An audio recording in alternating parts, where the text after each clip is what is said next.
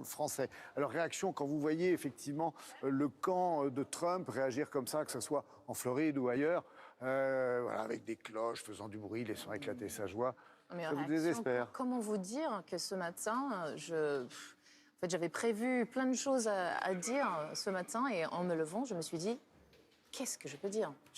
Je suis sidérée. Nancy? En choc. Un choc? Comment est-ce que ça peut être un choc? Parce que démocrates et républicains se sont toujours adressés la parole avec beaucoup de courtoisie dans les années passées. Aujourd'hui, on a l'impression que non, c'est plus ça. C'est l'histoire d'un personnage. C'est plutôt anti-Trump plutôt que anti-républicain. Oui, Tout à fait. oui. On ne peut pas rester neutre. On ne peut pas voter Trump pour ne pas voter Hillary. Là, c'est vraiment un symbole assez fort, ce vote. Là, c'est un personnage qui est polarisant. J'ai rien à... tout le monde sait, de toute façon, ce qu'il représente. Il y avait un événement historique, j'allais dire, pour l'Amérique et pour la planète. Et on a l'impression que l'Amérique, pourtant féminine aussi, a refusé ce rendez-vous avec l'histoire en refusant l'élection d'une première présidente. C'est étonnant. C'est étonnant que 51% de la population, c'est pas tous les 51% qui peuvent voter, mais quand même, entre les latinos, les noirs et les femmes, si vous comptez juste eux qui étaient quand même polarisés dans leur camp, parce que Donald Trump a quand même clairement dit ses sentiments sur ces gens. Oui. Pour ça, il était clair. Il n'a jamais joué la langue de bois. Oui. Et donc, si ces gens ont choisi, pas certainement eux, mais assez de gens ont donné cette élection à Donald Trump, il doit avoir un sentiment que nous, ici, en France, on ne peut pas vraiment Lisa, sentir. vous êtes une artiste, le monde artistique s'est mobilisé aussi. On va y revenir, on va prendre tout de suite connaissance de l'essentiel de l'info. J'avais oublié le rendez-vous avec l'heure. Il est 8h20 effectivement, et en direct de Radio France, c'est Victor Maté qui nous attend. À tout de suite. Plusieurs États n'ont pas encore livré leur verdict, mais Donald Trump semble maintenant aux portes de la Maison-Blanche. Le républicain compte 264 grands électeurs sur les 270 nécessaires à la victoire. Il l'emporte dans de nombreux États clés, dont la Floride. Côté démocrate, 215 grands électeurs pour Hillary Clinton, qui l'emporte, elle, dans le Nevada, la Virginie, en plus de la Californie. Son équipe de campagne assure que le résultat est encore incertain. La candidate ne s'exprimera pas dans les prochaines heures, ce qui laisse présager encore plusieurs heures d'attente. En France, Marine Le Pen, elle n'a pas attendu. Sur Twitter, la présidente du Front National félicite le président Donald Trump et le peuple américain libre. Ces résultats très favorables aux républicains ont des conséquences sur les bourses mondiales, à commencer par la bourse de New York, moins 4% pour le Dow Jones, moins 6% pour le Nikkei au Japon à la clôture. Le peso mexicain lui dévisse de 13% face au dollar. Enfin, les Américains votent aussi pour de nombreux autres élus. La Chambre des représentants reste aux mains des Républicains. Le même résultat se dessine au Sénat. France Info. Il peut avoir des violences. Brisa Rocher, vous êtes une chanteuse, une artiste américaine. Le monde des artistes s'est mobilisé contre Trump. Vous culpabilisez aujourd'hui en vous disant ce matin, oh zut, j'avais pas fait assez? Je ne suis pas une artiste politique. Parfois, je m'engage pour des causes environnementales, mais pour moi, ma parole pour Hillary, il y avait tellement de paroles pour Hillary. C'est pas ça qui est en faute là. Là, il y a, comme j'ai dit, Hillary, elle aurait pu être magnifique, elle aurait pu être beaucoup moins magnifique qu'elle l'est. C'est pas elle qui a fait qui nous a amenés où on est. C'est Trump. C'est quelque chose chez lui. C'est lui qui a su séduire malhonnêtement, vous dites? C'est ce que vous pensez, Nancy, aussi? Parce que vous êtes journaliste, vous auriez pu aussi culpabiliser ce matin en vous disant « Oh, j'en ai pas assez parlé ».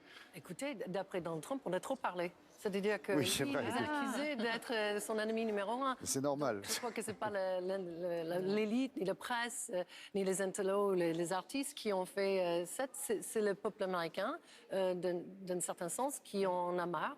Mais les Anglais ont parlé avec Brexit, les Américains avec Trump. Et qu'est-ce que vous attendez en mois d'avril?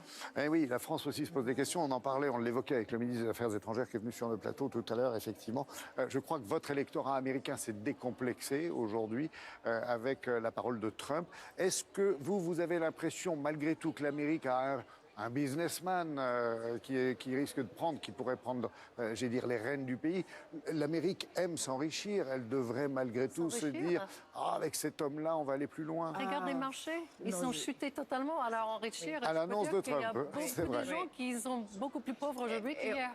Honnêtement, je pense que c'est beaucoup plus sur le temps du fantasme, de presque un bande dessinée, des images de quelqu'un dans les années 50, l'Amérique, le rêve américain des années 50. Je pense qu'il a touché aux choses presque esthétiques, mais c'est pas son discours et c'est pas un espoir de s'enrichir. Je pense que si des gens ont voté pour lui en imaginant qu'ils allaient revenir à une vie américaine des années 50, peut-être que ça touche au fait d'avoir plus d'argent, mais c'est pas ça. C'est plus un rêve et une espèce de fantasme vague, vaporeux, mais qui pourrait les amener à une Amérique qui reste comme un stéréotype. Alors même si les résultats ne sont pas confirmés, on le dit assez et depuis assez longtemps comme ça, avec beaucoup de prudence.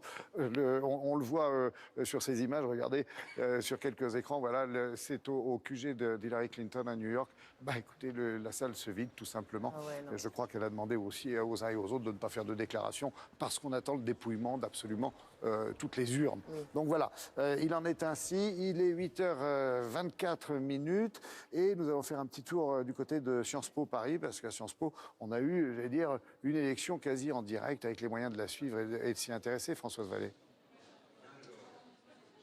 Ah oui, alors les analyses sont très intéressantes et les étudiants participent énormément. Je vous invite à réécouter ces débats sur France Info tout à l'heure.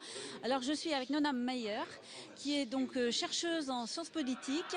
Et en fait, il s'est dit une chose importante ici, c'est que tout ce qui devait être nuisible pour Trump a bénéficié à Trump. Le racisme, la vulgarité, le sexisme. Comment vous analysez ça?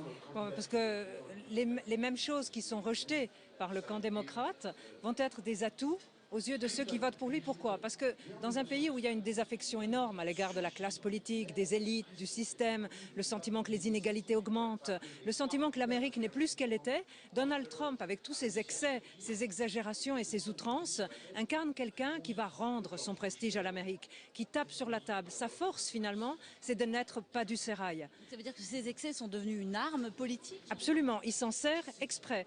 À l'époque, en France, Jean-Marie Le Pen faisait la même chose, l'exagération, l'outrance, taper sur la table, la manière forte. En plus, il a l'avantage d'être un chef d'entreprise, d'être millionnaire. Donc il incarne un modèle de réussite et il attire à lui une classe moyenne, petite classe moyenne, blanche, qui a le sentiment qu'il n'y a plus de possibilité d'ascension sociale, ni pour elle, ni pour ses enfants. Alors en fait, ce que vous me disiez tout à l'heure, c'est que ces armes sont aussi utilisées par Marine Le Pen en France. Voilà un peu tout ce qui se dit ici à Sciences Po. Encore une fois, je vous invite vraiment à suivre ces débats, c'est très intéressant. Merci beaucoup Françoise, merci à vous deux pour cette intervention et ces précisions et l'intérêt que vous portez à cette élection. Encore une question à mes deux invités. J'allais dire Nancy, il me semblait que ce matin, vous étiez vraiment sous le choc en arrivant. Est-ce que vous êtes sous le choc au point de vous dire « je ne retourne pas aux États-Unis » ? Heureusement, j'ai ma nationalité française depuis quelques temps et j'avoue que c'est pas trop mal, mais je suis toujours fière d'être une Américaine. Ça va être un peu difficile pendant ces 4 ans de défendre forcément les politiques avec lesquelles je suis pas toujours nécessairement d'accord. Ce qui me fait le plus peur, c'est la Cour suprême. D'accord. Le juge qui va être nommé. Là, oui, on est en attente de beaucoup d'informations encore ce matin. Rien n'est pour les fait. femmes, ça, à mon avis, ça porte peut-être pas... Brisa, vous allez devenir une chanteuse engagée, militante ? Je ne pense pas. Mais ce que j'aimerais dire, c'est que ça m'a fait un bien fou d'être fière de mon président pendant 8 ans et de ne pas avoir cette sensation de honte et de crispation autour de ça. Et maintenant, on va rentrer dans une période où je vais me sentir ridicule pour mon pays d'avoir fait ce choix-là. En tournée en France bientôt ? Oui, je joue à Paris le 7 décembre au Flow. Merci. Bateau magnifique.